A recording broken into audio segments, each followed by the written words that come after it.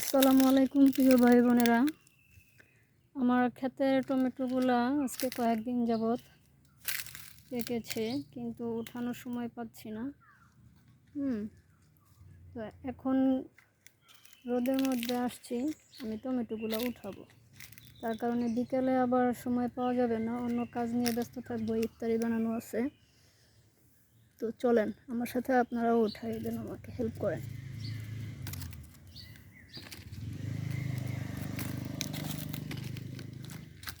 বেশি লাগানো হয় নাই, অল্প, এই যে কয়টাই ক্ষেত। কাঁচাগুলো উঠাবো না, জাস্ট পাকাগুলো। আসলে কি, ক্ষেতের জিনিস, নিজের হাতে করা জিনিস খাওয়ার মজাই আলাদা।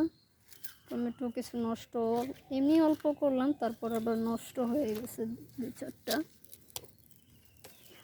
এই যে দেখেন এগুলা, এই যে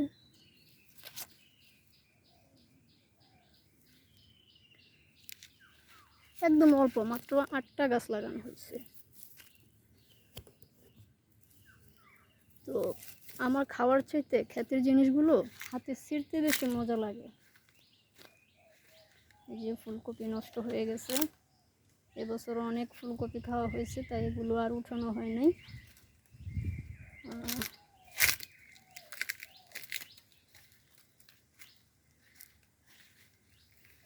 ভিডিওটা যদি একটু লং হয়ে যায় পুরো কিছু করার নেই, কারণ লং ভিডিও দিতে হয়, এটা ফেসবুক পেজের নিয়ম। তবে আশা করি আপনি একটু ধৈর্য ধরে দেখবেন, ইনশাল্লাহ ভালো লাগবে, ভালোবেসে পাশে থাকবেন।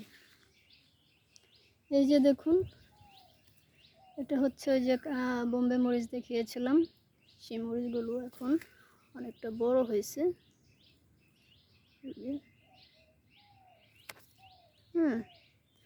তো আমার কিন্তু এই মরিচটা খেতে ভয় লাগে, অনেক ঝাল, কিন্তু আমার মানে খেতে চাষ করবো, এটা আমার অনেক শখ। ইনশাল্লাহ এটা তো ধরবে।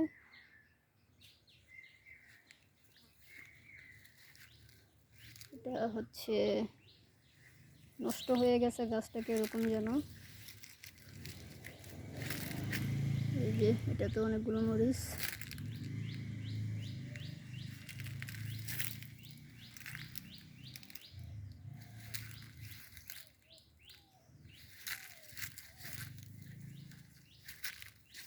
এই যে আমার সেই পেয়ারা গাছটা।